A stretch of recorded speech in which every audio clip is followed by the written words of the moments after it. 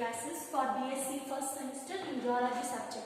Today I want to discuss about protozoan protista classification.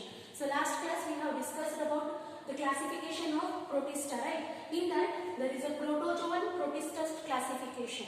So this protozoan protista is having 4 super classes. One is Masticophora, Sarcodina, Sporozoa and Coleophora. So these are the 4 different super classes of protozoan protista. So one is Masticophora. This Masticophora is a super class, and this super class is having 2 classes. So you know already the taxonomic hierarchies, right? Hierarchies is nothing but the family, order, genus, species, that is the classification, right? Say after superclass there is a class of Masticophora. There are 2 classes. One is Phytomasticophora and Zoomasticophora. So there are total 2 classes are there in superclass Masticophora. The next one is superclass, that is Sarcodina. This Sarcodina is having 3 classes. One is Rhizopodia, Actinopodia and Pyroplasma. Total 3 classes are there in Sarcodina superclasses. These 3 classes again divided into subclasses. One Rhizopodia class is divided into 3 subclasses. So Rhizopodia is divided into 3 subclasses. One is Lobozia, Phylloxera and Granuloreticularia. So total 3 subclasses are there in class Rhizopodia. The next Sarcodina, another one subclass is, that is Actinopodia. This Actinopodia is having 4 subclasses. This Actinopodia is having 4 subclasses, that is Helosia, Radiolaria, Acantharia and Protomyxidea. Total 4 subclasses are there in class of Actinopodia. Then next one is Pyroplasma. It is not having any subclasses. Total Sarcodina is having 3 classes. One is Rhizopodia, Actinopodia, Pyroplasma, and Rhizopodia is having 3 subclasses. Actinopodia is having 4 subclasses. The next another one superclass, that is a Sporozoa. This Sporozoa is having 3 classes. Sporozoa is having 3 classes. One is Telosporia, Toxoplasmia and Haplozoria. So total 3 classes are there in Sporozoa. But in this Telosporia is having 2 subclasses. One is Gregarnia and Coccidia. Total 2 subclasses are there in class Telosporia. The next one is Toxoplasmia, is not having any subclass, and same as in Holosporia is also not having any subclasses. So this is the classification of Sporozoa superclass. The next superclass, that is a Coleophora. So this Coleophora is having only one class, that is Ciliata. So this is the only one class, that is Ciliata. This Ciliata is having 4 subclasses. This Ciliata is having 4 subclasses. One is Holotricha, Peritricha, Suctoria and Spirorica. So total 4 classes are there, 4 subclasses are there in Coleophoria. So this is the classification of protista. So in your syllabus there is a protozoan classification up to class with example is there. So first we have to discuss about one by one super classes in this period. Okay.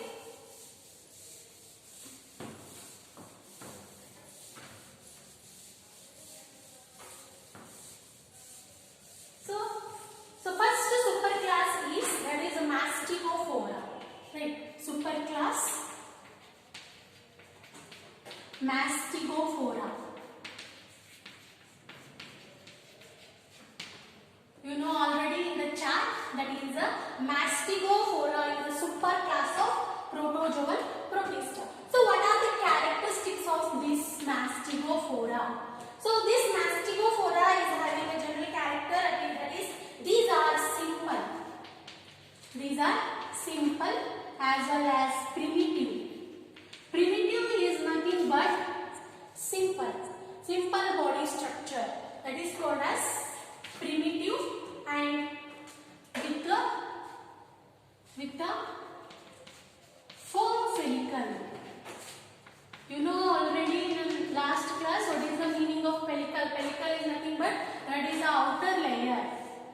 this outer layer is called as follicle. This layer is small or thin layer. That thin layer is called as follicle. So the main characteristics of mastigophora is nothing but these animals are simple and primitive with firm follicle. Is the characteristics of mastigophora. Then another one character is locomotor is by locomotor or locomotion is by flagella. You know already meaning of flagella. So flagella is the locomotory organ of mastigophora.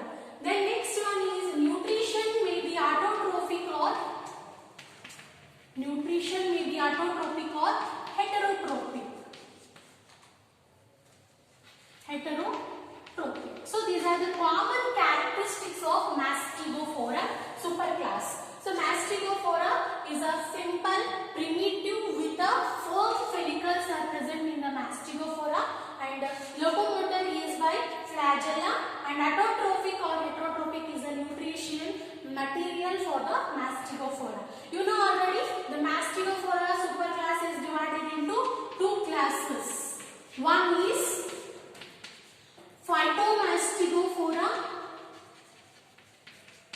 phytomastigophora and another one is zoomastigophora. So these are the two classes of superclass mastigophora. So first one is phytomastigophora. What is the characteristics of these phytomastigophora? So phytomastigophora is a common character. These are having a chlorophyll structure. Chlorophyll is nothing but that is a pigment which is present in the animal. What is called as chlorophyll is having this phytomastigophora. And another one character, these are having a flagella. One or two or many flagellas are present for the help of locomotion. In the mastigophora before only I told these are the locomotory as by flagella. But in phytomastigophora, the flagella is one or two or many number of flagella are present in the phytomastigophora for the locomotion process. The next one is nutrition. Nutrition mainly by holophytic or photosynthetic. So that is a phototrophic. Phototrophic or holotypic is the nutrition. You know already phototypic is nothing but these are the producers. So they have to depending on producers. So that is the producers are the nutrition for the phytomastigophora. So which are the examples of this mastigophora, that is a phytomastigophora? One is volvox. So volvox is the example of phytomastigophora. The next one is zoomastigophora. Zoomastigophora means the zoo is nothing but there is a having characters like animal. Means there is a absent of chlorophyll. Absent of chlorophyll in the zoomastigophora. That is the main characteristics of zoomastigophora. There is a slight difference. Here chlorophyll is present in phytomastigophora but absent in zoomastigophora. And another one character is these are parasitic. These are parasitic. Parasitic is nothing but they have to depending on others. So that is called as parasitic. So but these are depending on only phototrophic or holotropic. But these are depending on parasitic animals. So zoomastigophora. The next one is character flagella or same. Flagella are one or many. One or many flagellas are present in zoomastigophora. So example of this zoomastigophora are Trichonympha. So this is the animal is having characters like zoomastigophora. So this is the superclass mastigophora. Superclass mastigophora is having two classes, phytomastigophora and zoomastigophora. Phytomastigophora as the example is volvox and zoomastigophora example is Trichonympha. So this is the superclass of mastigophora. The next superclass, that is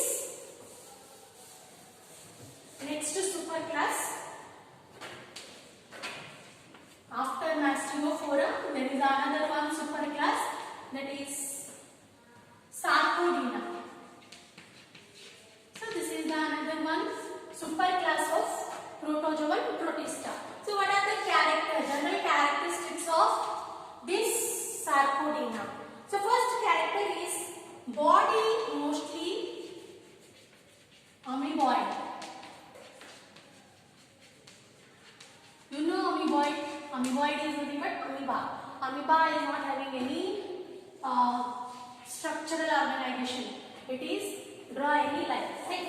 Because there is no perfect structure for the amoeba. So same structure is in the Sarcodina, means body mostly amoeboid in a structure, and locomotion is by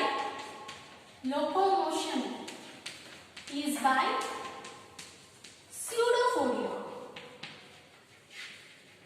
What is meaning of pseudopodia? Means pseudopodia is nothing but this is helpful for the locomotion, and another main character of pseudopodia is it is movement by the help of cell wall.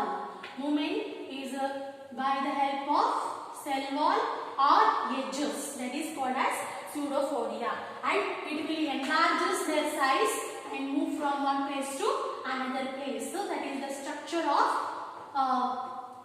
the pseudopodia. So this is the locomotion is by pseudopodia, and another character is nutrition. Nutrition is by saprozoic or holozoic. Saprozoic or holozoic is the characters of nutrition of Sarcodina. So first Sarcodina character is body is mostly by amoeboid-like structure, and the locomotion is by pseudopodia, and the nutrition is by saprozoic or holozoic. So you know already superclass Sarcodina is divided into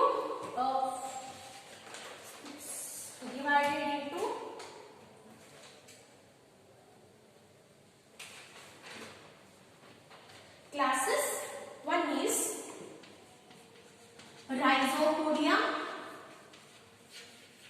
Rhizopodia. Then next is Actinopodia.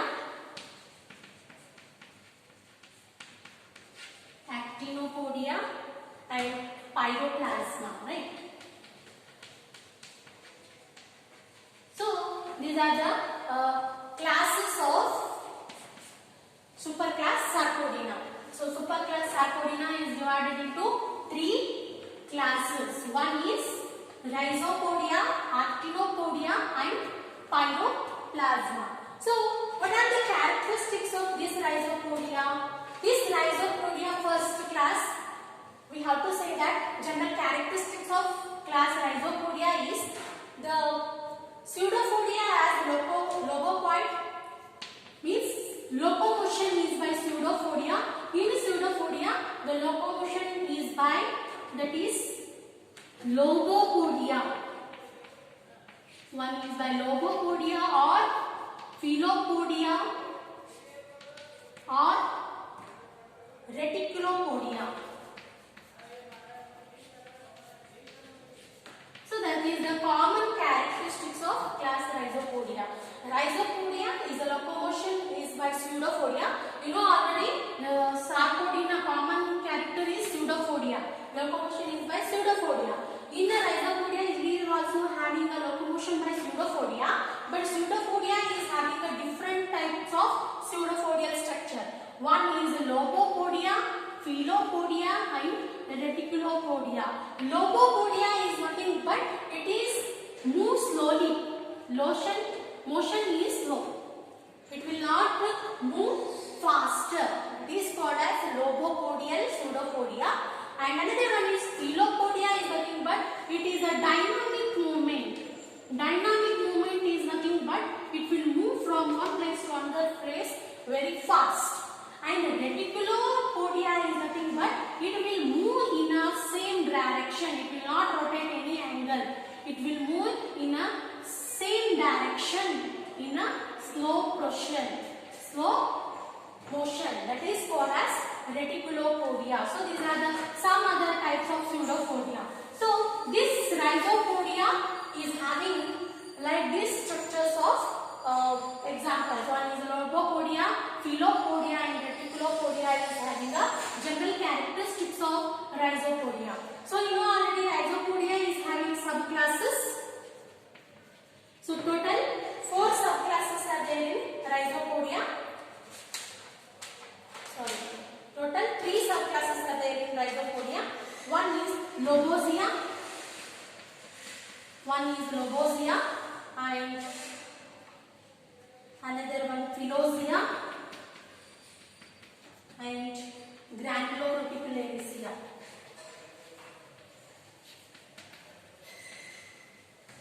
Granuloreticularia. So this Rhizopodia is having three subclasses. One is Lobozia, Philozia and Granuloreticularia. So what are the Lobozia? Lobozia is nothing but these are Pseudophodia by Lobophodia. So Lobozia is nothing but these are by help of Lobophodia. So example is amoeba. Amoeba is the example of Lobozia. Why we are saying Lobozia?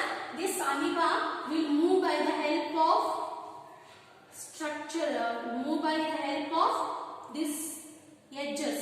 So these will move very slowly for the locomotion. So this Lobozia is having the Lobopodia, is a Pseudophodia. So the example is amoeba.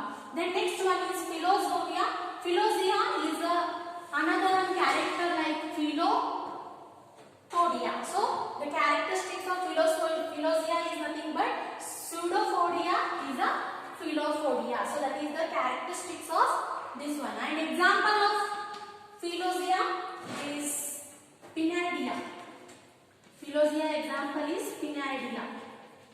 So this is the example of Philozia. The next one is Granuloreticularia. This Granuloreticularia is nothing but that is a example of Reticulopseudophodia. So that is means the locomotion is by Granuloreticularia is Reticulopodia. So that is the characteristics of Granuloreticularia. Example of this Granuloreticularia is Elphidium. Elphidium is the example of Granuloreticularia. So in this Rhizopodia, a common thing you have to understand, that is Pseudophodia is having three different types. One is Lobopodia, Philopodia and Reticulopodia. So Lobopodia is a subclass, example is Lobozia. Philopodia example is Philozia and Reticulopodia example is Granuloreticularia. So Lobozia example is amoeba. Philozia example is Pinnidia. Granuloreticularia example is Elphidium. So this is the characteristics of Rhizopodia. So Rhizopodia is having three subclasses. Then next Actinopodia. This Actinopodia is having four subclasses. This Actinopodia is having four subclasses. So you know already Actinopodia is mainly is nothing but how the general characteristics of Rhizopodia. This is Pseudophodia is by three different types. But in Actinopodia there is a common character is these are by the help of Pseudophodia by Exophodia. So Exophodia is the locomotory organ which is present in Actinopodia. That is the general characteristics of Actinopodia. So this Actinopodia is having four subclasses. One is Helijoia.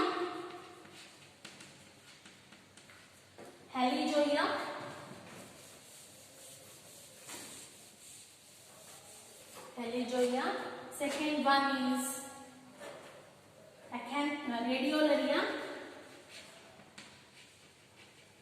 Then third one is Acantharia. And fourth one is Proteomyxedia.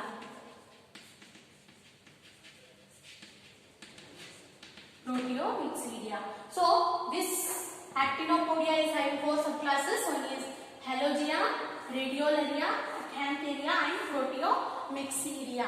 So what are the characteristics of these Halogia? Halogia is nothing but these are spherical protozoans. And Pseudophodia is Exopodia. So that is the characteristics of Halogia. Example is Exopedia is nothing but there is a like this Animal is in spherical structure, means it is having like this structure on the outside. They have to move in an axial movement, axial edge. In an edge movement, they have to move in any direction. That is called as exopodia. So that is the characteristics of actinopodia. So what is the example? The main character of Heliozoa is these are the protozoans are in a spherical in structure. That is the main character of Heliozoa. Example is actinophylins. So example of this Heliozoa, that is the actinophylins.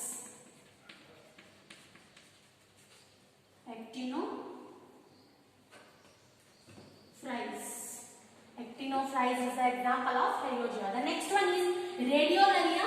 This Radiolaria is having all the character like Rhizopodia, means these are having 3 different types pseudopodial character. The locomotion is by Lobopodia, Filopodia or Reticulopodia. So this is the characteristics of Radiolaria. So what is the example is another one character of Radiolaria is the central part of this capsule. It will helpful to divide ectoplasm and endoplasm in the body of animal. So that is the characteristics of Radiolaria. So what is the example of Radiolaria is, that is a collosum. Collosum is the example of Radiolaria. The next one is Acantharia. So what are the characteristics of Acantharia is pseudopodia or exopodia, same as in this character, exopodia. And there is a central capsule is having a pore-like structure. The central part of the capsule is a pore-like structure. So what is the example of this Acantharia? That is Acanthometra.